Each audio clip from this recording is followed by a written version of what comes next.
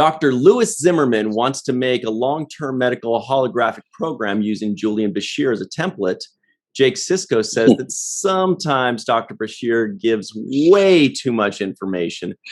And a kiss from Leeta completely short circuits Rom. Hey, everybody, and welcome to the Seventh Rule with Cirroc Lofton. Hello, hello, hello. My name is Ryan T. Husk, and I rewound that part about 5 times to watch Rom go like, oh, after Leeta kissed. It was the greatest thing. That should be my backdrop right now. Today we're doing a review of Deep Space Nine, Season 5, Dr. Bashir, I presume, story by Jimmy Diggs. We know Jimmy Diggs, written by Ronald D. Moore, directed by David Livingston. This was February 24th, 1997. Let's get into it. How are you, Cirroc Lofton? Doing well. Doing good. I'm excited about this. So this was a change of pace for me a little bit from where we just left off with the two-parter, right? So we just came off of these huge Jem'Hadar, like, Dominion storylines where everybody's life was at threat. And now we've kind of taken a step back here and we're going back to, building up what's happening on the station and getting back into the past of these characters, which I also enjoy as well. Once you start to get on the hook for buying into what's going on, all the storylines kind of have their own little place and meaning for you, right? That's a good point. Real quick, we'd also like to give a shout out to our good friend, Mr. Bill Victor Arucan, who is Arucan, who is out filming like nobody's business lately. He's filming Alien Danger 1 and 2. He's out acting and producing all. He's in LA more often than Cirroc and I are, and he's not even based in LA. It's crazy.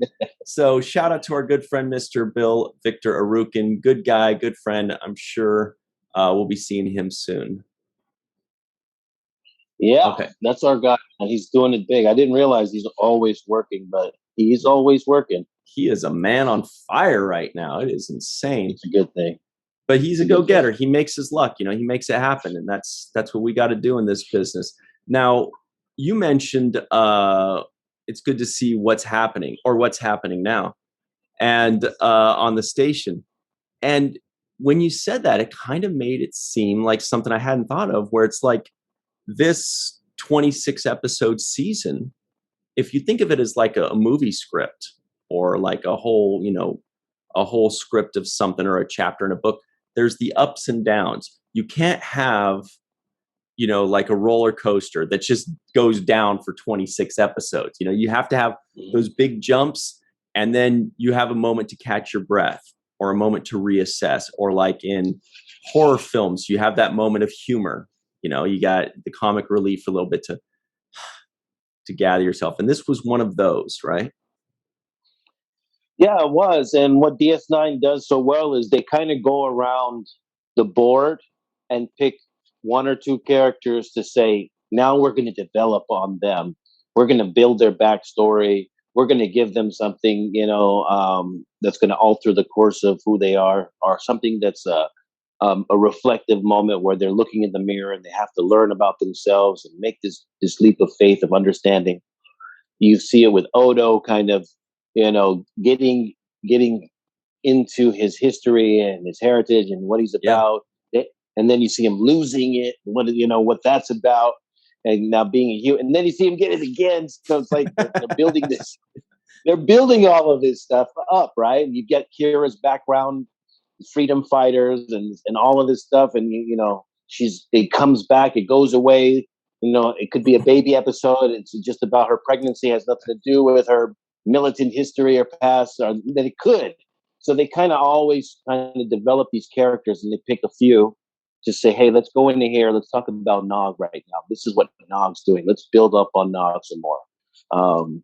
Let's talk about where he's at in his development and where he's at with his Starfleet and being an ensign. So all of these things are kind of really good jobs. They're segues that go away from the main story, which is DS9 as a whole and the survival of the wormhole and Bajor and whatever they're trying to protect. That's the big overarching message that we see, right?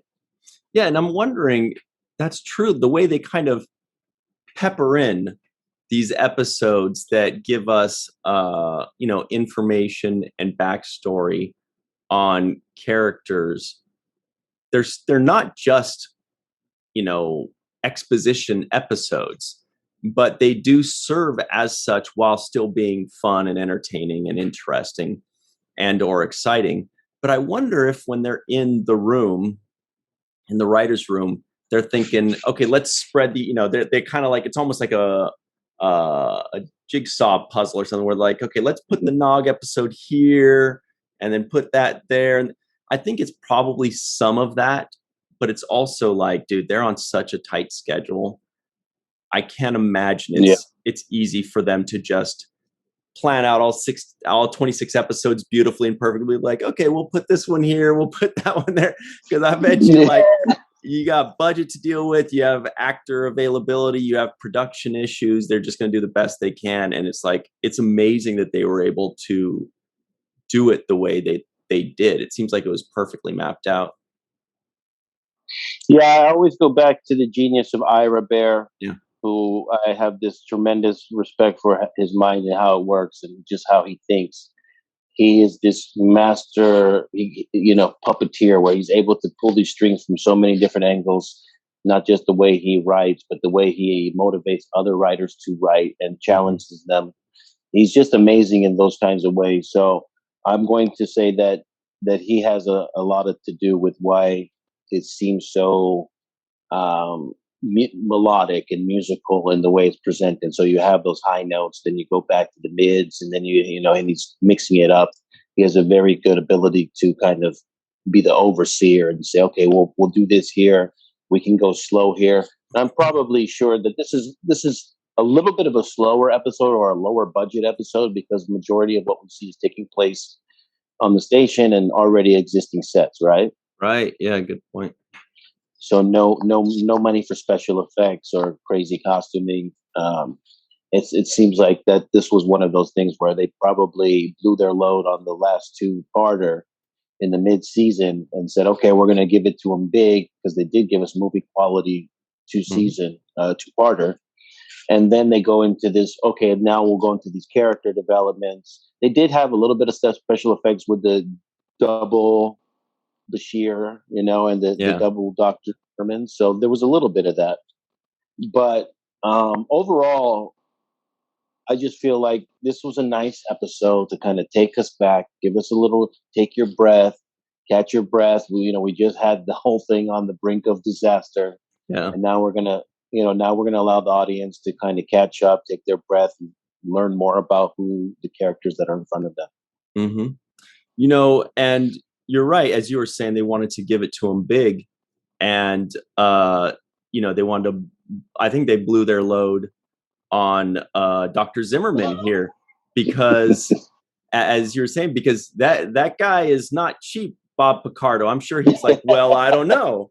I'm already on Star Trek Voyager. Maybe you've heard of it. If you'd like me to do double duty this week, then, let's see. So maybe they couldn't do special effects. Maybe they're like, we got Picardo. We wanted spaceships everywhere. No, but I'm sure he was more than happy to play ball. I did kind of, when he showed up, which was a great surprise, when he showed up, my first thought was, I wonder how he felt about it. If he was excited about it to build up his character in Voyager, or if he was excited about it to play a somewhat different character than his character on Voyager, or if he was excited about it because he's just like, hey, more money, or what it was, or higher IMDb rating, who knows? But I would be curious to know, if he were excited about this role and why, because there's so many different reasons that I could see that he would be, but I don't know which ones they are. Yeah, but I think some of how he felt was input into his performance in the scenes. And there were moments in which I felt like he was envious of Bashir or jealous of him in some slight way. He hated to share the spotlight with him, right? And I felt like, oh, maybe there was something there, because who's the greatest doctor and all this it's that kind of a competition, right? Um, but I think more than that, for me, if it was me having the opportunity to work on Voyager or on any other show, I would be most curious about, what it was like, the experience. What is, how is the tempo? What is it like working with the crew? How are the other cast members? Kind of the whole feel for it. That would be the thing that most intrigued me. And then that way I could compare it to what I'm already getting on my show and see, is it better or worse, right? Is it easier to work with these actors? Is it easier to work with this crew? Yeah. That's that would be the thing interesting. that I'd be trying to get out of it. Yeah. Yeah, because Aaron used to talk about his episode on Voyager. We also had Armin was in the first episode of Voyager. Now we had Picardo playing Dr. Lewis Zimmerman over on Deep Space Nine. It would be interesting to know if Bob's like, nah, I'm sticking with the guys on Voyager. They're more fun. Or if he's like, hey, nice set you guys got here. This is pretty good. Right. So you never know what are those kinds of subtleties. And also how you're being treated, right? If Picardo's getting treated like a star on our show when he's guesting, he's like, wait a minute, I like this. They don't treat you like this one on Voyager, Man. I'm number 9 on the call sheet on Voyager, but here they're meeting me with Andy's mints. I like it. So there's always those kinds of things. The other thing I wanted to just point out really quickly is how Star Trek really does a job of mixing up the people that they work with so that there is this constant overlap between cast and crew from season upon season, episode, series to series. It just continues to have this overlap, and they're really good at that overlap. They obviously overlap the original series with Next Generation cast. Next Generation gets the overlap with Deep Space Nine. You see Frakes and LeVar Burton directing DS9 episodes and other episodes of Voyager and so on and so forth. And they continued this overlapping. Even with the producers, Brandon Braga goes from here to there, and there's this constant slight overlap from one thing to another. It's one big family, even if it's different series. Yeah. And I think a lot of that too is logistically speaking. I mean, when you have 26 episodes a season, you can let the DP direct an episode or two. You can let the actor direct an episode or two. More so than, I feel like it's a lot tougher nowadays when most shows are now between 6 and 12 episodes per season. And that's got to be tough, but Star Trek has always done a great job of, like you say, overlapping things, doing that for the fans so that fans can say, hey, this is my favorite guy in this show and this and that. But it's also great to show loyalty to the actors, to show loyalty to the crew, and to reuse the actors that you liked, whether it's bringing back an actor to audition for another role that didn't get this previous role. Like Tim Russ, we all know was either, the second or third option to play Geordi LaForge. And, he almost got it, but he didn't. And so they brought him back to do one episode as, just some, random character in the episode Starship Mine. Actually, if you remember that, when I mentioned a couple of weeks ago, Starship Mine was the one with Calvin Hutchinson, the guy that was talking and Data was trying to do his impressions of him. Tim Russ was in that episode. And so obviously they brought him back to audition for that. He got it. And then later on, they brought him back to audition to be a Klingon in Deep Space Nine. And they kept reusing him. And then finally something stuck. And he actually got a series regular role as Tuvok. And all of that just goes to being loyal to the people that you like, being loyal to the people that are good to you. You know, it's smart business sense. Yeah, and there are other reasons too for that, I believe. You know, just to give an example of a few of them. One of them is that there is a formula that they use, right? There is a formula to how Star Trek is done. Whether, you know, you're not seeing steady cam work and you know, shaky handheld camera work. You're not seeing ridiculous lighting that doesn't make sense, you know, with exception to the camera lens flares that we've been seeing on lately. Exception to that. So there is usually a formula, and the people that know the formula best, the ones who are already in tune with the, you know, the world of Star Trek, what the universe is about, essentially, you know, how they, you know, interacting with aliens and the different concepts that are in play right now. Those people that are most familiar with it are the ones that they like to use, right? The other aspect is that they were cleared by certain people at the network. And those people that are cleared by a network, right? The network saying, okay, yes, we'll use X such and such as the director. Once they've been cleared and they've been proven to show good results, it's not a difficult thing to bring them back. Oh, yeah, we already cleared that guy. He's good. You can bring him back. They're part of the team now. Yeah. They're part of the team. We know what they're good for. They're going to show up. They're not going to leave us hanging. They're not going to leave the set and storm off and whatever, you know. So those guys, they're cleared. They're good. And they technically and usually, you know, put them in a category of reuse that guy.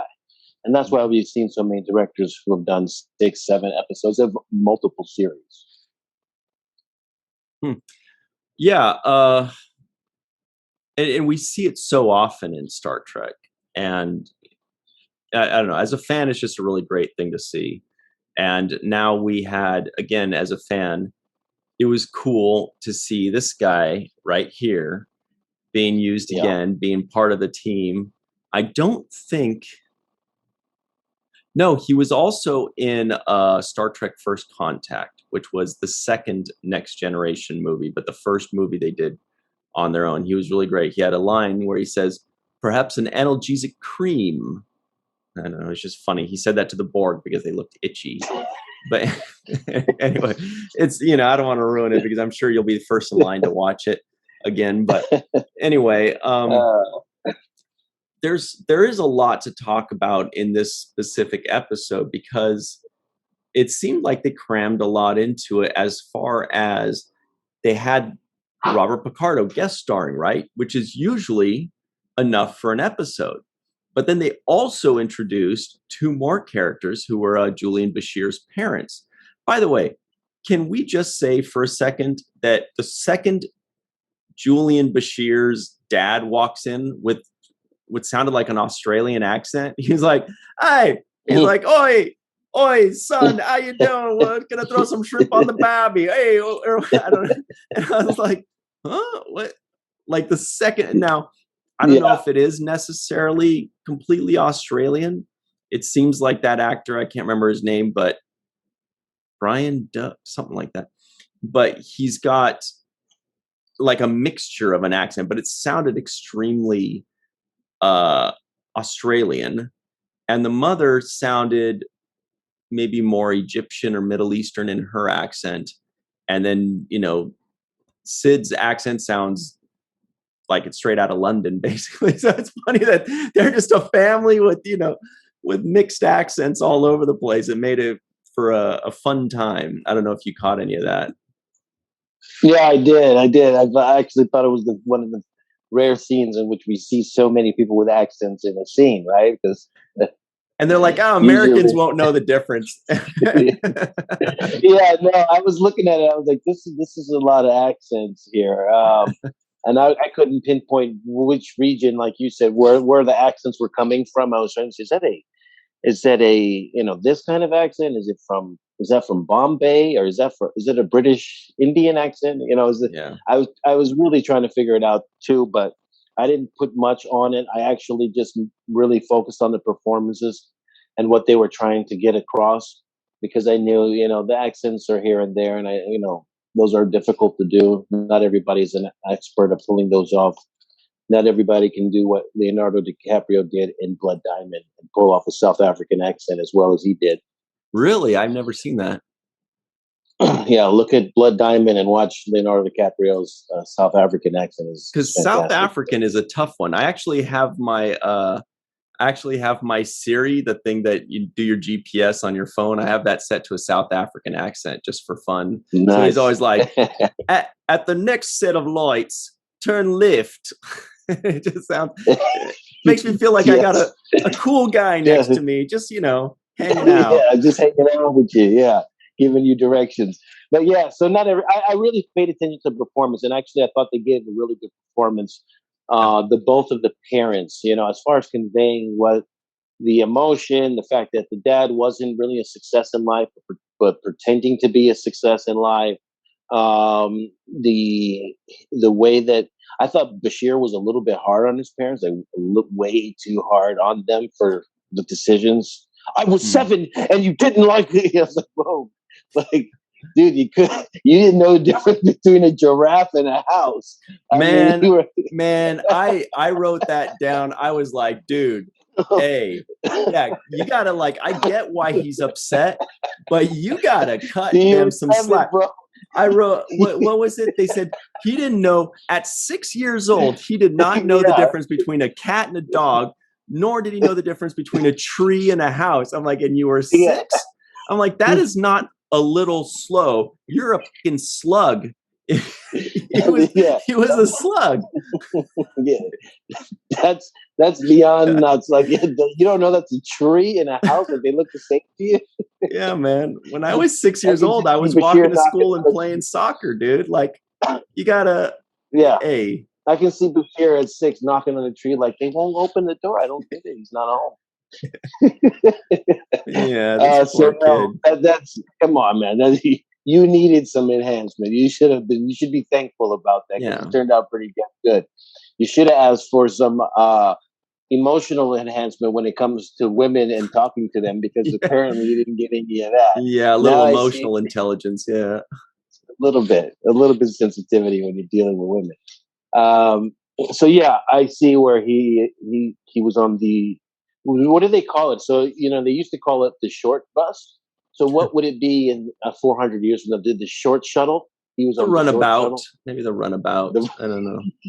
But he was on a real small runabout. Well, what it was just, I don't know. That line too dropped me. They dropped my jaw. I was like, I was like, that's not that's not normal. That is not a normal thing. I mean, that means.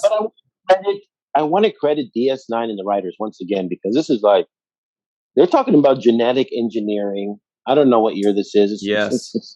It's late 90s. It's mid to late 90s, right? And here they are talking 97. about, 97. This is, they're talking about genetic engineering and what we would kind of deal with, it was banned, it was illegal. So it was something that people didn't want.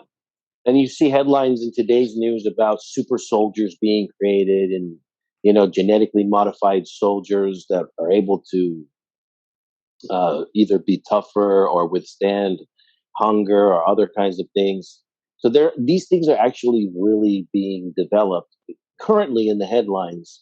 And here they are 20 some years ago talking about the same topic. So I just really like the way that they just pick these topics, and they really pick topics that have lasting meaning and constant conversation. Even become more relevant today than back then somehow, which is just the weirdest thing.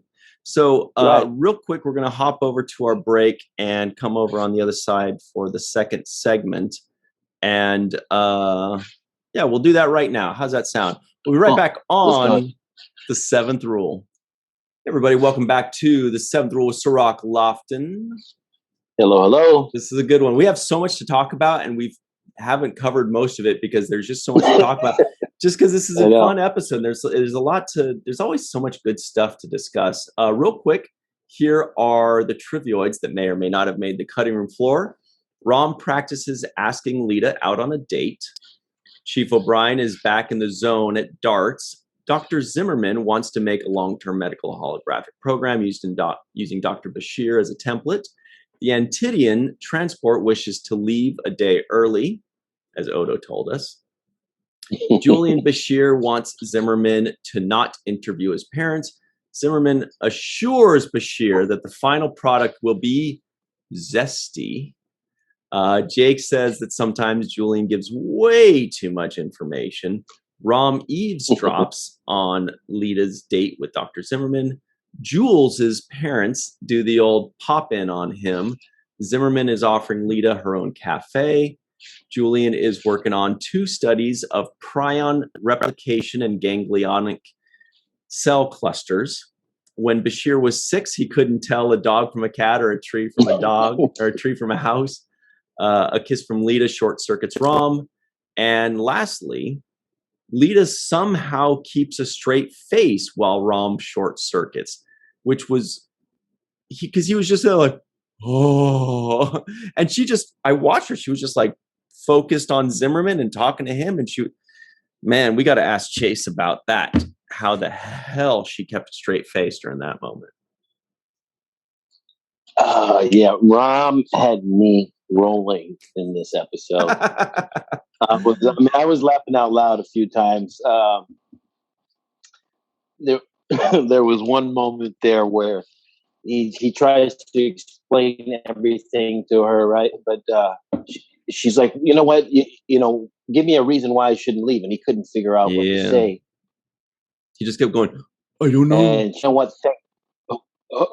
And she's like, thanks, Rom. And she gets up and walks away. And he says, you're welcome. When he said that, I was rolling. I'm like, this guy is just...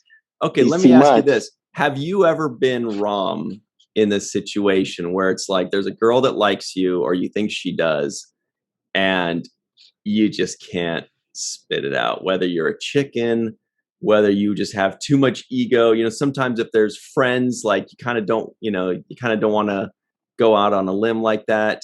Have you ever been that Rom before?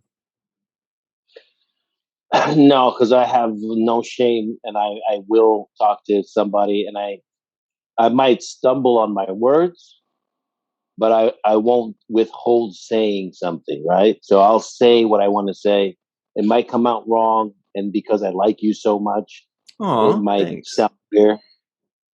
99% of the people listening to you right now, including myself, are going like, you lucky motherfucker, because we've all been that guy a bunch of times.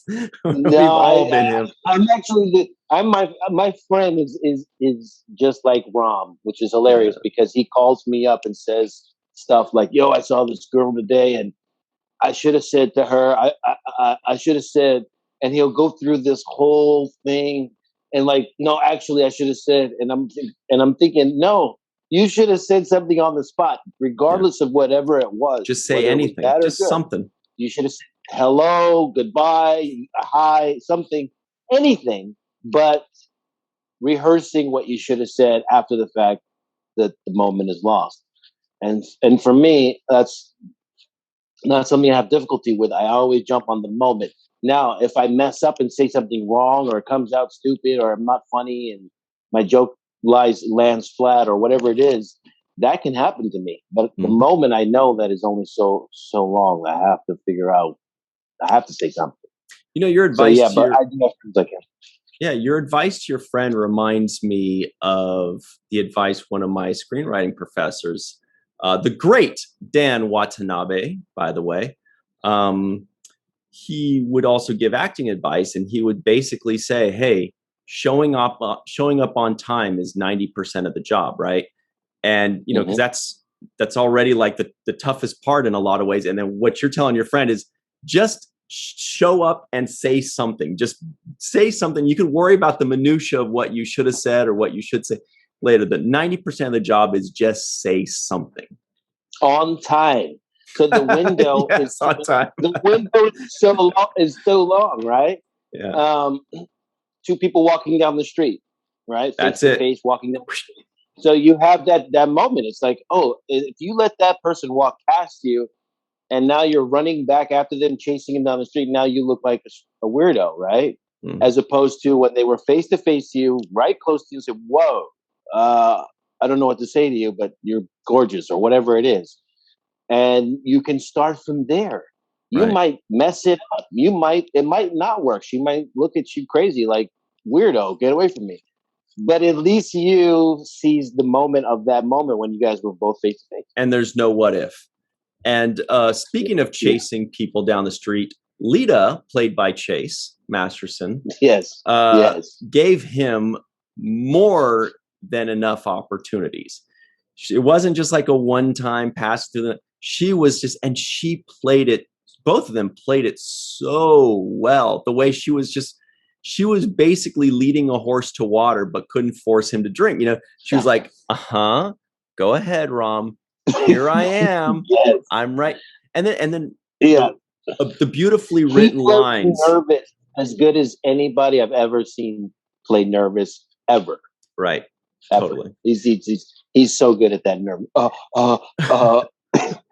And the lines that they wrote for Leeta and how well she performed them, especially the lines where she says, you know, I'm leaving to whatever. And she says, unless I have a reason to stay. Do I have a reason to stay? Like, she just keeps beating him. She's like, unless I have a reason to stay. And nothing. Okay. Nothing. Do I have a reason to stay? And he's still like, I mean, beautifully written, beautifully performed by both of them. Really, really was happy with that. And the other scene there was when he sees Leeta with Bob Picardo, and he's like, I have to talk to you real quick. Yeah. It's important. It's emergency, right? And then she's like, what do you want to say to me, Rom? And he's like, I want to. I want. And it just, that moment I was laughing my ass off because I think this guy is so perfect at playing this nervous guy. I want to ask. I want. So yeah, I thought he's great, man. I really, I thought he was fantastic in this episode. But the whole time I'm like, just say it. Like you end up screaming at the TV, like, just say it, Ron. She already, she already gave you a hug and kiss when you stood up and started the bar association, right? That's when you knew.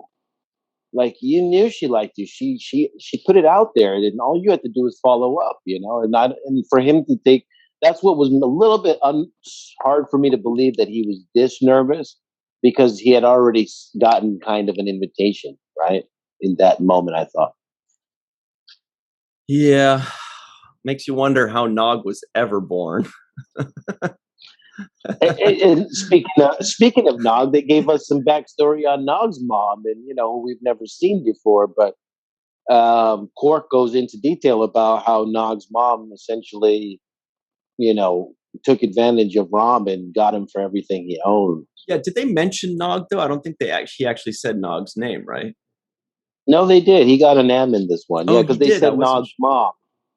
Yeah. Yeah, you're right. You're right. Nog's mom. Her name was Primidora. Yeah, Primidora. Yeah. Which sounds like a delicious pasta, by the way.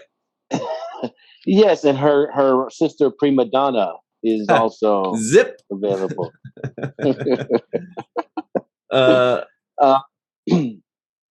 Yes, there was a moment there, by the way, when they were talking about this genetic engineered Bashir.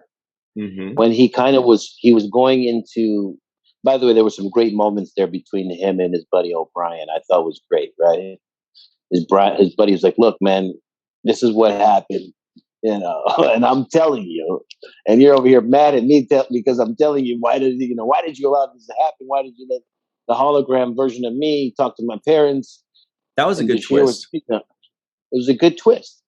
It was a good twist. And O'Brien, I thought, talked it out like a good friend would. Like, I didn't set you up. I didn't know that was going to happen. How the hell did I know, that you had this secret that you were even hiding? So I thought that was a good, like, friendship type moment between them, or like a heart-to-heart conversation in a moment in which it was really crucial and critical for Bashir's life, right? Right. And a cute moment for me, I want to go right back to that in a second, but this is just a little small thing, was when O'Brien was being interviewed by Zimmerman, and he's like, And Zimmerman's like, give me all the dirt, give me all the dirt. And then Yes. he's like, he's not going to read this, right? He's like, nope. And then he says nice things about him, which you don't expect. But then he goes, yeah. But then he's like, wait, you're sure he's not going to read this, right? Like, it's so funny because it's the opposite of what you think. Like, he's just like, it's not that he wants to say bad things. It's like he wants to say good things as long as he won't read it, which I thought was very funny because it's the opposite of what you expect. But yeah, when they gave us that twist, I thought that twist was really good about the parents telling, the LMH, the long-term medical holographic program, the secret that he's genetically engineered. But I thought right there, it could have had more of a bomb drop, because that's when we, the audience, first find this out, that it's a completely different character than what we thought. And I thought there'd be like a change of music or a bomb drop. And I kind of wondered why there wasn't more of a punch to it. And I suppose the reason was because 10 seconds later, there's a second punch, which is them coming out, and we're finding out that they revealed it to them. So it might be too much to have two punches in 10 seconds. You know what I mean? So they probably saved the big punch for that second twist, which was a great twist, I thought. Yeah, I thought it was too. They had Doctor and O'Brien were in the background. I thought that was a good bomb drop moment for me. What I didn't realize what the stakes were involved was, that it was so frowned upon in Starfleet and all of this stuff. We didn't get that information till after the bomb was dropped about it, right? Mm-hmm. So it's kind of hard knowing the stakes that are up at that moment without having the information that exposes what that's about until afterwards. So I think they did a good job at revealing it, having him talk to the hologram. That was great. And like, the hologram was so good that it convinced the parents that they didn't know that they weren't talking to their son, which is another just clever way to write that. The other thing I thought was great was, one, I like when episodes use the title of the episode inside of the episode. And this one they did when Picardo says, Dr. Bashir, I presume, right? First thing he says. Perfect. Yeah. Yeah, and it's perfect. It's like, I just like it when they do that, because those are the moments you look for. It's like a title song of an album.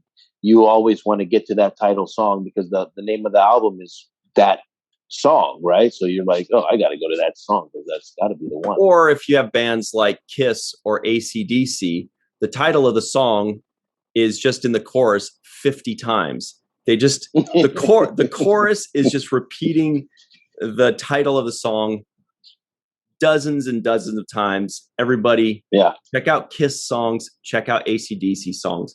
That's what it is. I want to rock and roll all night and party every day. Repeat. Hell's Bells, repeat. Big Gun, repeat. Anyway. Nice. But I do want to say this. We didn't talk much about David Livingston, but I want to talk about the things that he does with his particular episodes, and it may be because of the shots that he chose, the way they lit it, but there were scenes in this episode that became headshots. Specifically, my appearance in this episode. Yeah. The one scene that I'm in where I say that, Dr. Bashir sometimes gives up way too much information.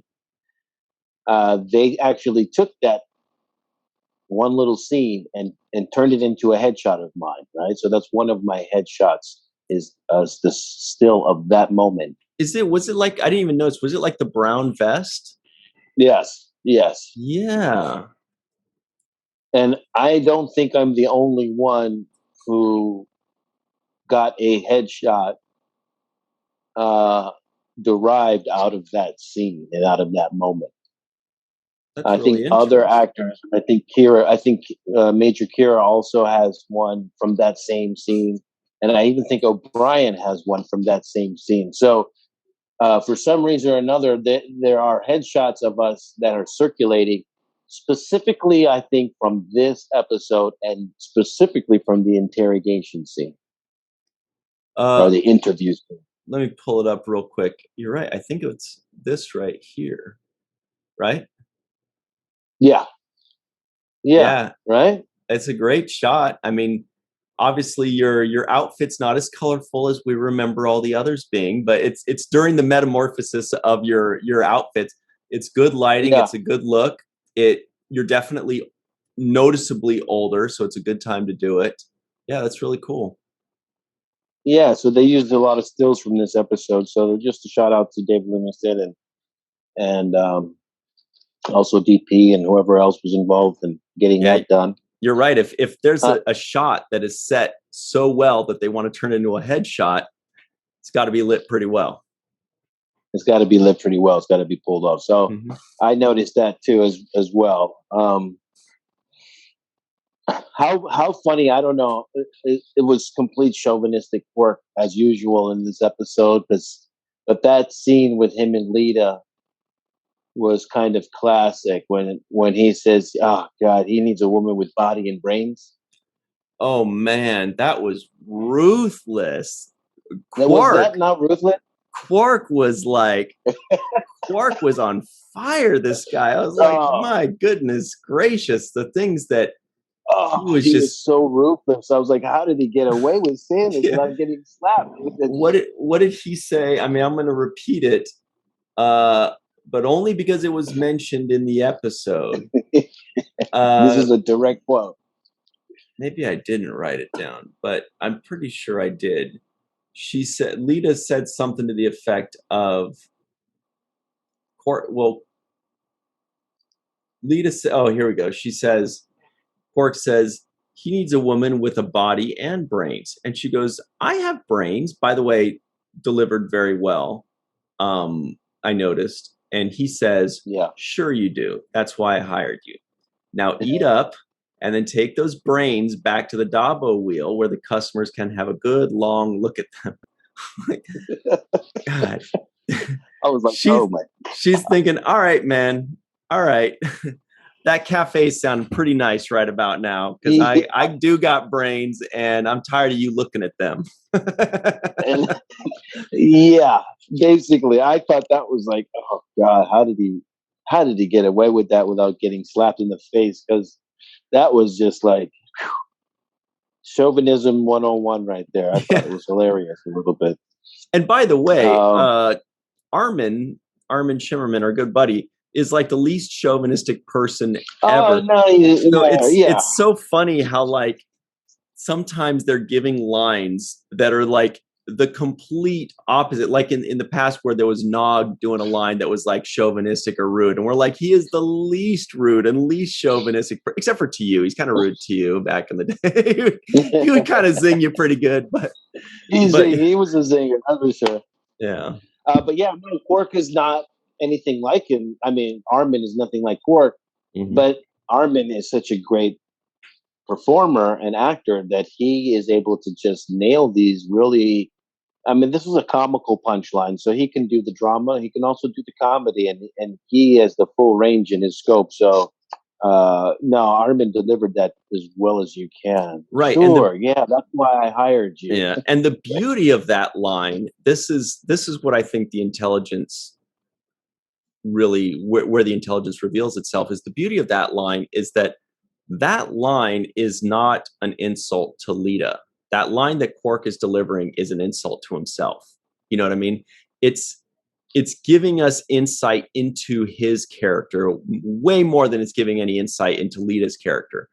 And that's the beauty of a line like that, is it doesn't reflect on her, it reflects on him. And it's just even that much better when it's delivered by somebody that you would never take offense to that because of who he is as a person, that he would never say anything like that. So I wonder if that makes it easier for an actor to take that line, for Chase to take a line from him, knowing that that's the furthest thing from him, from how he feels as an actor. I wonder if it just helps to take in a line like that without having any of your own, personal, isms or anything come out. Yeah, I don't think you do because you just deliver it however it's written as an actor. And I mean, look, in this same episode, with minus the chauvinism, but certainly with the same level of intent to to demean somebody, Sid Diggs' hologram does it to himself when he's like, "I hope I'm not as boring as you," or something, right?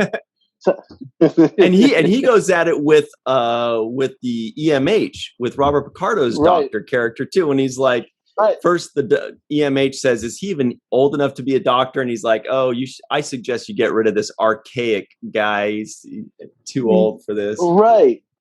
So even, I mean, so like I said, when Sid is delivering the same kind of demeaning remark towards himself, you know, you don't see him getting, all crazy about it. He was actually interested because he's like, "Oh, that's like, this is me talking to me. This is kind of a different thing that I have to kind of wrap my head around."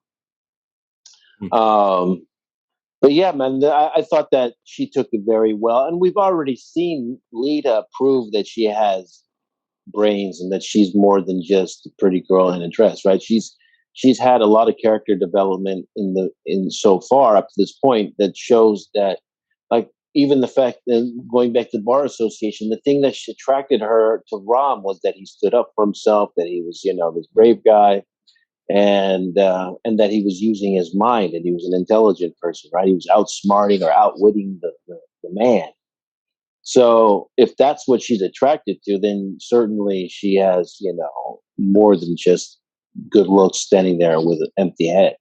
So I think that just, I feel attacked. Like you said, I think, like you said, it reveals more about who Quark is than who she is, right? Mm-hmm. I think you're right. I think it's time for the nitpick number one. Oh, here it is. There he is. There we are. Fixing his eyebrows for him. All right, here it comes. Got just a couple minutes left. What could it be? What could it be? It's time for the nitpick, damn it.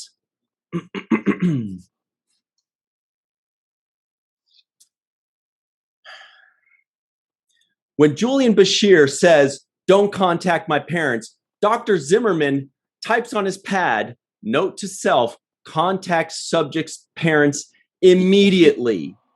If he needed to contact his parents immediately, you don't type down, "Contact them immediately." You just contact them. Otherwise, it's not immediate. How can you contact somebody immediate if you're just taking a note to contact? In the amount of time it took him to type that, he could have contacted them immediately. Piss me off. The things that piss you off sometimes. But yeah. So then there's also Jake Sisko guesses the IMDb score. I thought you were going to mention Vulcan Love Slave number 2, The Revenge, but you never did. So I'm going to throw that out there. Please, yes, yes. I'm going to say this was about a 7 to me. This was like a 7.71. The biggest moment that I got out of it was I was excited to finally see Rom and Leeta get together. I think that ultimately that's what we wanted out of this. It seems like they've been meant to be together this whole time. We've seen their romance kind of bud. We've seen Bashir and Leeta separate. Definitely like the line that Picardo comes up with when he says, "Who broke it off?" And Bashir says, "She did." And he's like, "I like her already." yeah, solid. That was a solid line. So, but no, I'm going to say between a 7 and a 7.2. That's my guess. Well, I think the fans liked what you mentioned. They also liked that Bob Picardo was in this episode and only this episode. That's good fan service there. I think they also like Bashir's parents, including his dad, the actor also plays Babu, one of the a very memorable character on Seinfeld. So IMDb gave it a 7.9, actually, the high end of 7. Okay. Yeah, I should have taken into account that it is Bob Picardo here, and he's doing a crossover from Voyager. So that's big for the fans. They love that stuff. Yes, big for the fans. Yeah. So everybody at home, we may have a surprise for you on the free-for-all up next. So stick around for the free-for-all because it's coming in just a moment as soon as I'm done saying thank you so much to Carmen, a.k.a. Skillet, PJ Skillet. Thomas, TJ Jackson-Bey out in Missouri, Bill Victor Arucan, Arucan. Homer Frizzell, Eve England out in Wales, Yvette Blackmon, Dr. Anne-Marie Segal, Dr. Susan B. Gruner, Dr. Mohammed Noor, Titus Mohler, Tim Baum, John Mann, and Mark Rocco. I barely got through those. Yep. We'll see on the other side on the 7th rule. And your house. Hello, everybody. Welcome back to the 7th rule with Cirroc Lofton. Hello, hello. Surprise, surprise. It's the free-for-all, and Miss Chase Masterson has joined us. Hooray. We also have Eve England out in Wales, Homer Frizzell, Dr. Anne-Marie Segal, Dr. Mohammed Noor, and TJ Jackson-Bey wearing some cool-ass threads today. Yeah. First things first. And also possibly Malissa Longo. She's in and out. We'll see what happens. First things first, Chase, you were going to tell us a fun little behind-the-scenes story. Thank you. Well, I'm not sure if I've told this on this show before, because I do recount Dr. Bashir, I presume, as the favorite episode that I did, my favorite episode. And that was because it has a fun storyline, I think. It covers a lot of ground with, obviously, you know, with Bob Picardo. I mean, what more do you need to say, right? We love Bob Picardo. By the way, I'm calling from Italy, and I'm already talking like this. But I loved working with Bob Picardo, and I'd be happy to tell you this fun little story if you'd like, unless I already have, in which case you can just stop me. I think we want to hear it. Please tell us. We want to hear it. Thank you. So I loved working with Bob Picardo because Bob Picardo is so fast. Just, you know, boom, boom, boom. I mean, you have to have had a lot of coffee or woken up really early and gotten yourself in shape in order to even keep up with Bob Picardo. And so he did all these wonderful little things in that scene where he comes into Leeta's quarters and he's bringing flowers, right? And that was in the script. But what wasn't in the script, this isn't this funny story, but I'm just going to throw this in.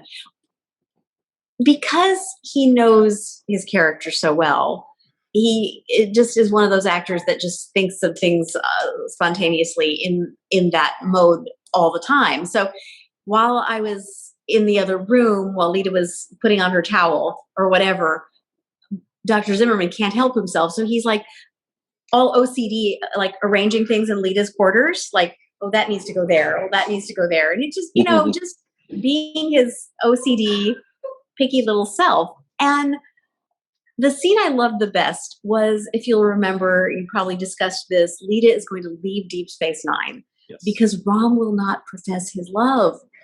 And I was so heartbroken, so forlorn over Rom that I just couldn't stand it anymore. And I was going to go off with Bob Picardo because he's going to give me my own cafe, right?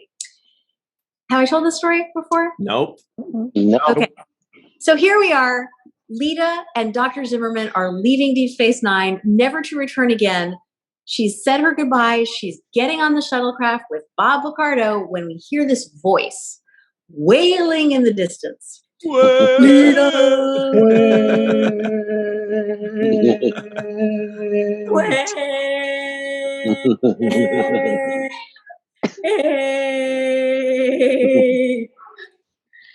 He says, and Bob Picardo says, and he says, Leeta, wait. And Bob Picardo says, we heard you the first time. Yeah. And Rom says, Leeta, I love you. And I say, oh, Rom, as I always said, oh, Rom, and we're going to live happily ever after. And that's great for us, but it's not great for poor Bob Picardo because he doesn't, not only did he not get the girl, they didn't give him an exit line. So what is Bob Picardo going to do? Just like fade off into the scenery and let us take the scene? Not Bob Picardo. No. Ooh, suspense. Oh, this is it. Build up, climax. This is good. Maybe that was the last line. Bob Picardo. It's coming. I can feel it. It's going to be a good one, though. It's going to be real funny. I can feel it. I can feel it. Maybe it's Garrick that doesn't like being upstaged. Maybe she's talking to Melissa. Bob Picardo is like a super fast, super sharp guy. He's one of those guys that is so witty and just comes up with stuff like right on the spot. So thanks a lot in a single word. Oh, huh? You're back, Chase. We lost you. Oh, I'm sorry. I didn't know you lost me. No, so the last thing you said was no, no, no, but then we didn't hear what the actual line was that he was going to say. Okay. So we're ready for it. Oh, the suspense. All right. So was he going to just give us the scene? No, no, no. Not Bob Picardo. Bob Picardo went where no actor has ever gone before. Now, Cirroc will attest to this. Cirroc, were we ever allowed to add a line? No, there was no line adding. Not without 15 phone calls. No line adding. It'll take half a day to clear a line. Right, exactly. So ordinarily it would take like a week and a half, right? Bob asked if he could have a line. It went through all 6 episodes and it came back down. Yes, okay, Bob, you can have a line. What would you like to say? He said, let me try a few things. So here we are. Let me try a few things. Famous last words from Bob Picardo. Rom and I are kissing. He's getting his makeup all over me. Rom and I are kissing, and Bob Picardo sees this alien woman walking on the shuttlecraft. This is the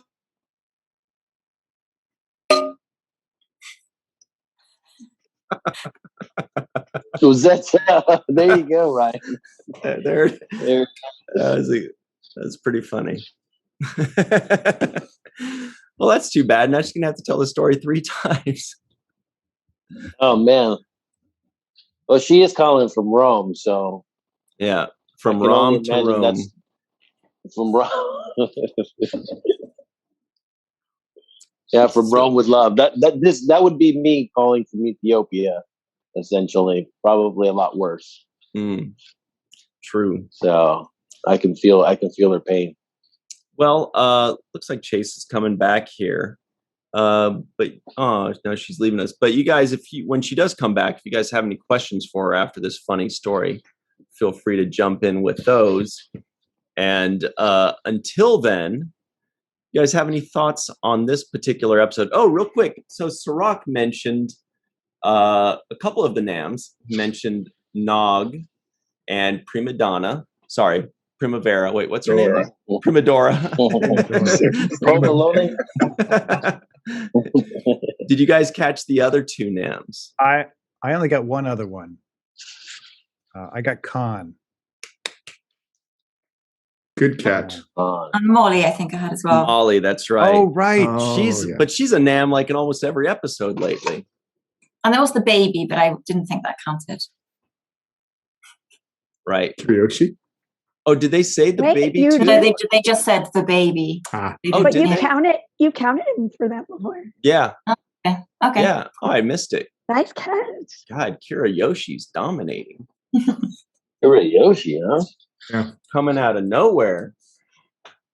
Kira Yoshi's going to be the next since Chicago. birth. It's very high. Yeah, since before birth even. Yeah.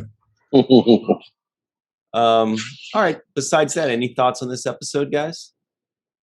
Anne-Marie, you usually have a lot to say. About what Chase Masterson said right now when she was talking about that story, kissing Rom and having all that makeup on her. I was wondering about the time in between takes to get her reset back to orange. It's a good point.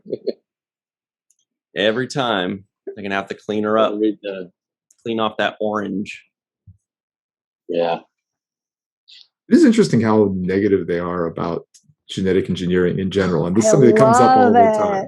I mean, and I get the thing with Khan, and like there was that speech at the end from the admiral or whatever. He was a little stiff, by the way, I have to say, just between us, just between us and whomever's watching. And whoever's watching this video. Yeah. No offense to the actor. Sorry if you're watching. But it's interesting because it's a tough question, right? Like, where do you draw the line? You know, where it's really not obvious where it's okay and where it's not okay, and that's something that People were probably Especially in those flipping the episodes fan. coming up where when things go wrong, how you fix it. Yep, very Yeah. true. Chase, Well, thank you how so bad- much oh, sorry. for coming back. I mean, she's calling from Rome, everybody, so this isn't the easiest thing in the world, but she's definitely doing it for us and for you, so we appreciate it. Chase, you're back, right? Thank you. Yeah. Thank you for having me. I don't know how much of the end of that story you heard. He said, let me try a few things or something of that nature, but we didn't hear Yeah. what he tried. Okay, so thank you for asking. The first, the take that they used, which we all thought was very funny, was as he's following this woman off onto the shuttlecraft, Rom and I are kissing, and he follows this woman off onto the shuttlecraft, and he says, "Excuse me, miss, have you heard about my work in Kama Sutra?" Which we all thought was really funny. But the take he did first, which I thought was hilarious, but they didn't use, was as we're kissing and he follows this woman off onto the shuttlecraft, he says, "Excuse me, miss, have you heard about my work on Star Trek Voyager?"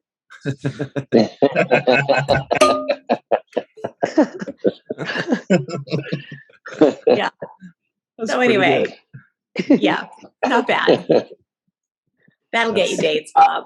Yeah. That'll be the dates. I have a question for you, Chase. In that episode, it looks like you came out of the shower or you dropped your robe on him or something. Did they close the set up for that? Did they make sure that everybody wasn't around? Because I didn't get an invite to the set. You know, television magic. I had more clothes on then than I do now. What? Yes, I had a total bodysuit on. I mean, it was like up to here. Okay. No, I was not actually naked with Bob Picardo. But it was funny because, so I'm going to tell you one more thing. So prior to that, people were saying like that Chase and Bob, before the episode aired, they're like, Chase and Bob have this scene where she's naked. I don't know. Is it a hot tub scene? Is it like something steamy? Is it, guys, it's not Days of Our Lives or Melrose Place. It was, yeah. All right. Star Trek on Showtime. Cinemax. Melissa's joined us, by the way. We see you. I think we hear you. Hello? Yes. Hello, There she Lisa. is. Oh my gosh. That was How'd an you made it? ordeal. Sorry that as soon as you showed up, Cirroc was saying something about being naked and stuff, but you know what to expect on the show. That's pretty much what we talk about all day. I was surprised to hear that she said she had more clothes on than and it didn't appear Like that that. way. Thank you. Yeah, but Bob really played into it because we did these interviews before the episode aired, and he's like, "Yeah, Chase, she's got a lot of energy." Whatever. Whatever. I only had eyes for Rom. Mm-hmm. Oh, Yeah. I wanted to ask you, Chase, by the way, that moment right after you guys kissed, and Rom is just, like I was saying earlier, he's short-circuited. He's just like,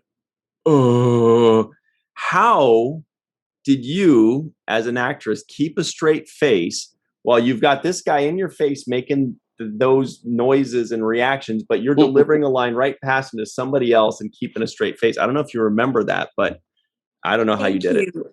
Like, thank you. How does anyone ever keep a straight face around any of these people? And I mean, I think, probably Cirroc, you can agree with this too. Like, an actor's real nightmare is overacting. It's like, you always want to be like, did you believe me? Was I too much? For me anyway, that's my nightmare. It's like, was I too much?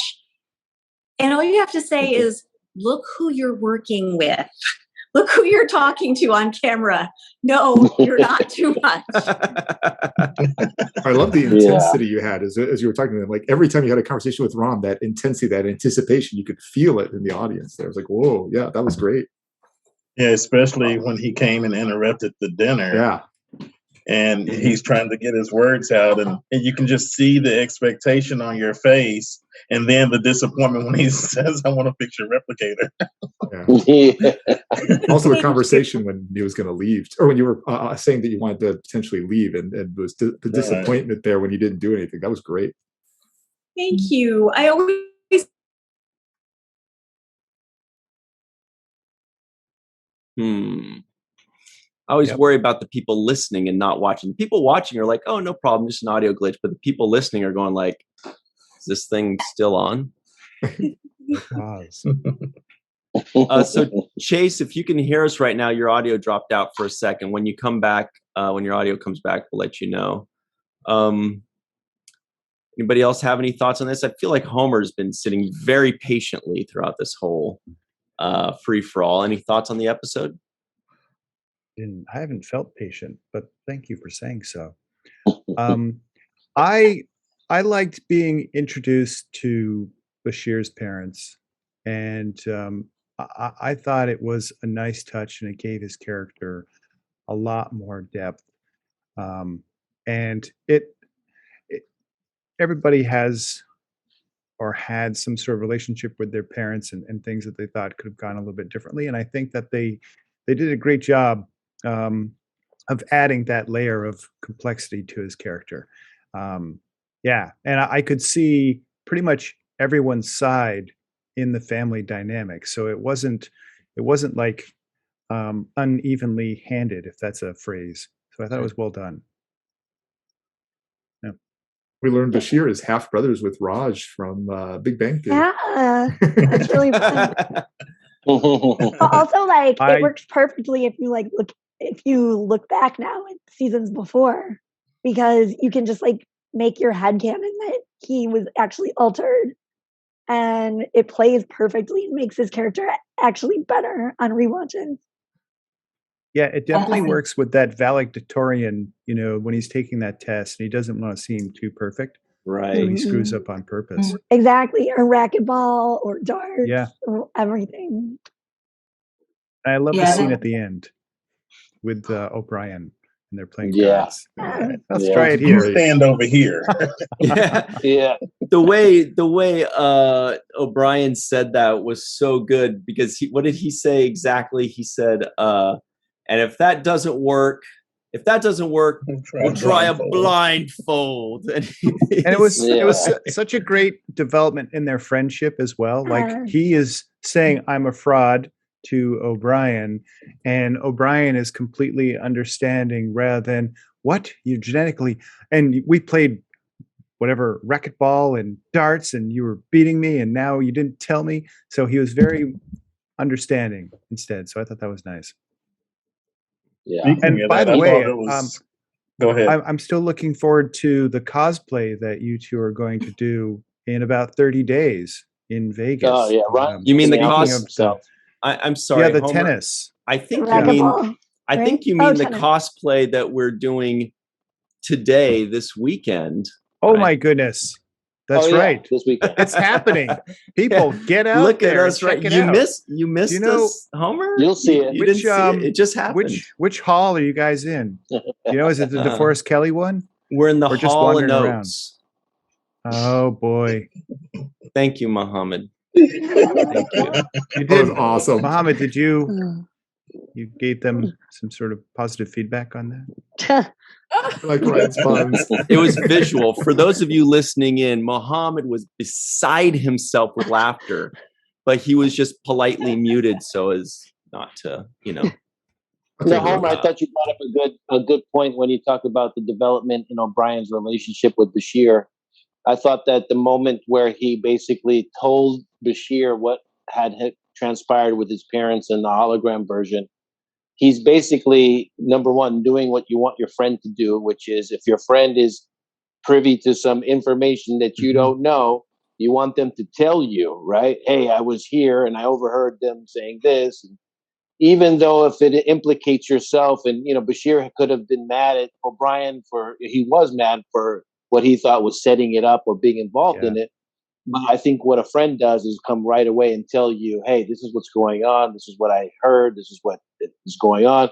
And even further than that, he said, okay, instead of being mad about it, we have a problem on our hands, and what are we going to do? Because when the Federation finds out, they're going, we have to fix this. So basically, being on his side about the solution too, as well. So I thought that kind of really took a big step for O'Brien to kind of really reach out and be there for his buddy when his buddy needed him, right? Because he's facing elimination from Starfleet and all this stuff. So I thought O'Brien stepped up to the plate and showed that he was a good friend, a true friend. I agree. That is a true friend when they say we have a problem, not like Yeah. man, you're in trouble. You know, It's not, what are you going to do? We have a problem. We need to fix this. Yeah, we got to do this. We got to do something about this. Exactly. And I thought that was great. I also thought that Bashir was hard on his parents, a little bit too hard. And the scene where his mom opens up and explains, like, this is what this is what it's like being a mom with a kid, and this is what it's like. That was like eye-opening for me, because that's what parents have to make. They have to make these kinds of decisions for their kids, you know, whether they're dealing with special needs or learning disabilities or whatever it is. Parents have to make certain decisions that are difficult. And it's easy in hindsight for a kid to say, you shouldn't have put me in that school, or you shouldn't have did this, or shouldn't have did that. It's like, hey, this is what I want. I wanted the best for you, you know, and you couldn't tell the difference between a giraffe and a UFO. So we had to do something, man. Cirroc and I had a good laugh off of that. You guys catch that line where he was saying he didn't know the difference between a dog and a cat or a tree and a house? Yeah. That's not a little bit slow for a 6-year-old. Yeah. So I just thought it was good that he got that kind of a conversation, because, you know, we all often, people have these things where I wish my parents had done something differently, and they didn't move, or they didn't do this, they didn't pull me out of a school. And there's so many reasons that we don't understand as children for why parents do things, why adults do things. So I'm glad that he got through that reckoning process in this episode too. And the hug with his dad near the end was perfect. Yeah. And his dad stepped up to the plate and did what Bashir was accusing him of not being able to do, which is have accountability, right? Yeah. He's like, I'm going to show you accountability. I'm going to be accountable for this. It's not going to fall on you. So I thought those were all around good things.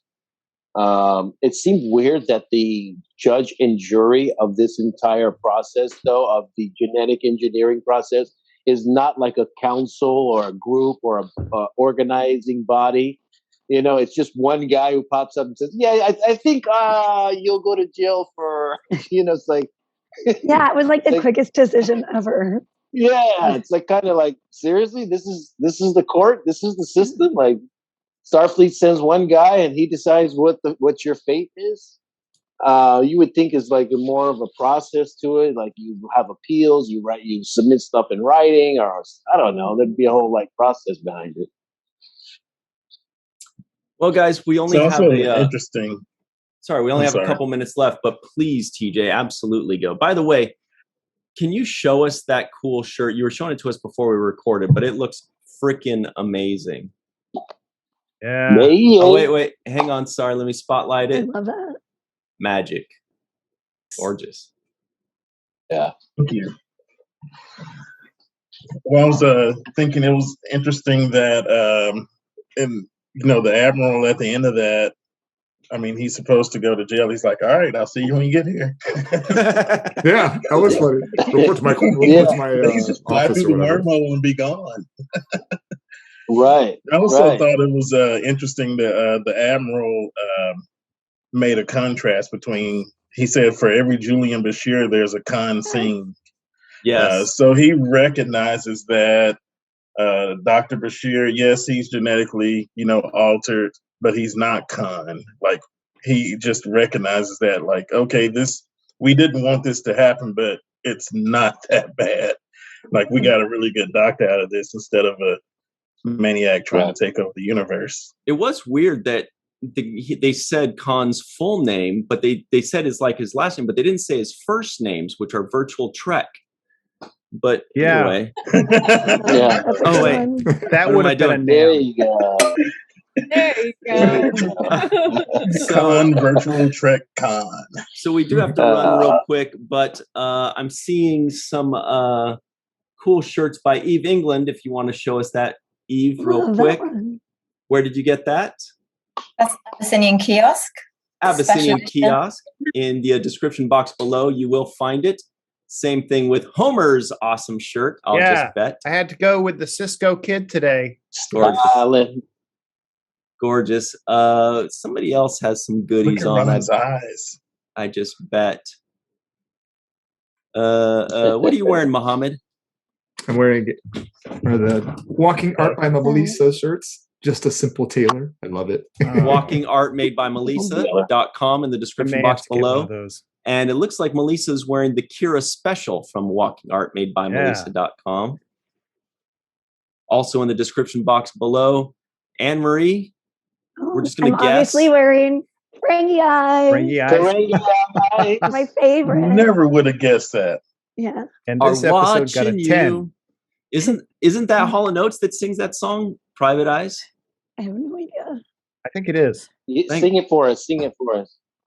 Ferengi eyes are watching you. That's it. That's all. There you go. Because we got to run.